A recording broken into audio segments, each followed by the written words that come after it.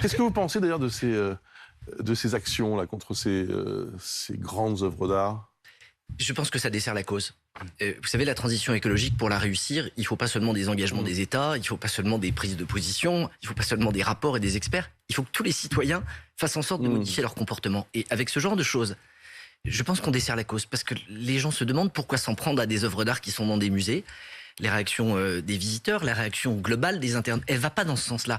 Si on pense qu'on arrivera à l'écologie par la lutte, en faisant en sorte d'expliquer qu'il y a les gentils d'un côté, les méchants de l'autre, je pense sincèrement qu'on va aller au-devant de graves déconvenues. Qu'est-ce qui sert la cause alors? D'abord, c'est de dire les choses. Et de les dire de façon totale.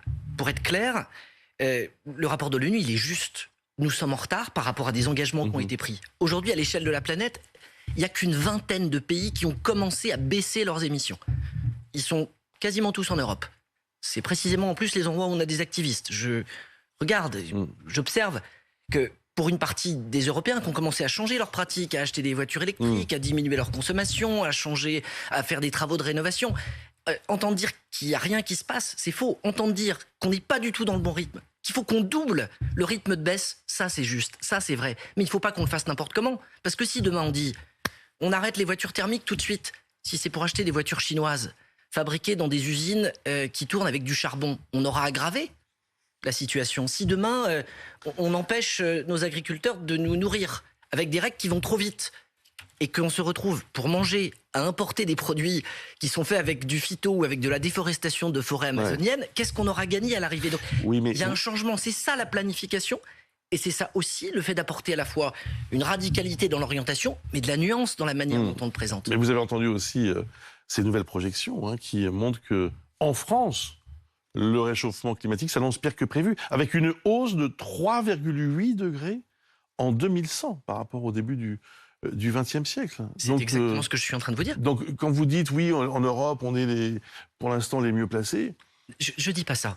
Nous sommes ceux qui avons le plus contribué au réchauffement climatique par le passé. Donc il est logique qu'on agisse plus. Je dis juste pour reprendre ou pour paraphraser ce qui a pu être dit dans le rapport de l'ONU, qu'aujourd'hui, nous n'avons qu'une vingtaine de pays dans le monde qui ont commencé à baisser leurs émissions.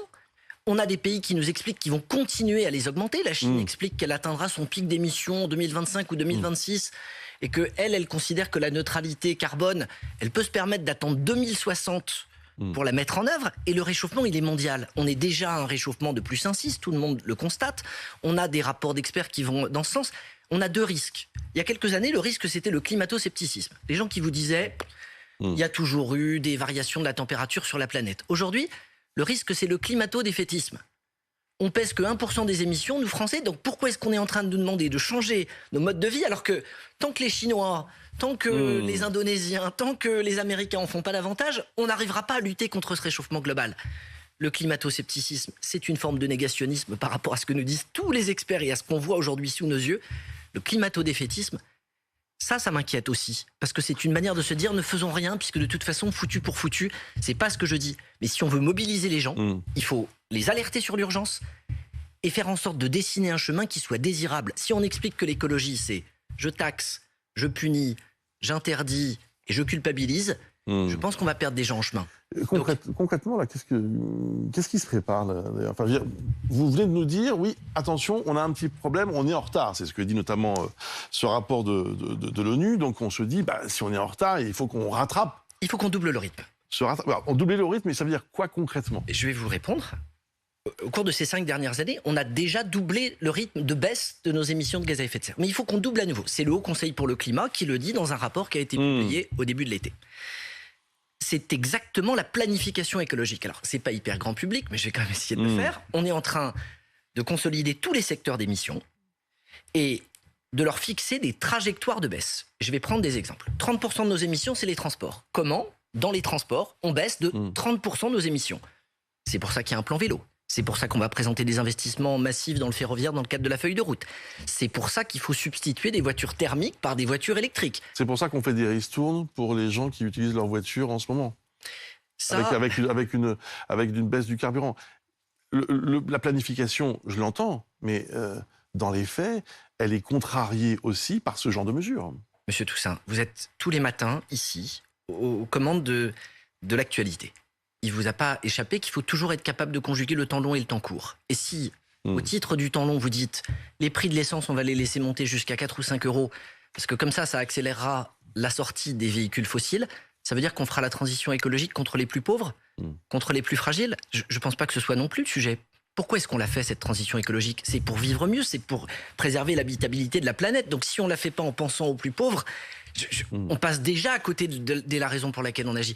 La transition écologique, c'est agir pour le climat, mais c'est aussi agir pour notre qualité de vie et pour le porte-monnaie si on la conduit intelligemment. Bon, il ne vous échappe pas que les températures sont extrêmement élevées en cette fin octobre. Il y a eu ces tornades d'ailleurs il y a quelques jours dont on a expliqué qu'elles étaient directement liées à ce réchauffement. Il faut s'attendre d'ailleurs, selon vous, là, tout de suite, pas dans 10 ans, mais dans les prochaines semaines, les prochains mois, les prochaines années, à des phénomènes climatiques de plus en plus violents en France? C'est exactement ce que vous expliquent tous les experts et c'est exactement ce qui commence à se passer. C'est ce qui explique qu'on ait aujourd'hui des feux de forêt qui soient au nord de la Loire, alors qu'avant c'était plutôt au sud, parce que vous avez l'assèchement des terres et la force de ces feux liés à l'intensité des épisodes de chaleur explique l'été qu'on a vécu. Dans quelques minutes, le président de la République va revenir et présenter la manière dont on va pouvoir, sur ces sujets, tenir compte et s'adapter et lutter contre ces nouveaux phénomènes. À l'Élysée. Et les forestiers et tous ceux qui, à un titre ou à un autre, vont devoir s'engager pour qu'au titre de la forêt, on puisse aussi assurer cette fonction de captation du carbone qui est un des éléments d'une stratégie climatique.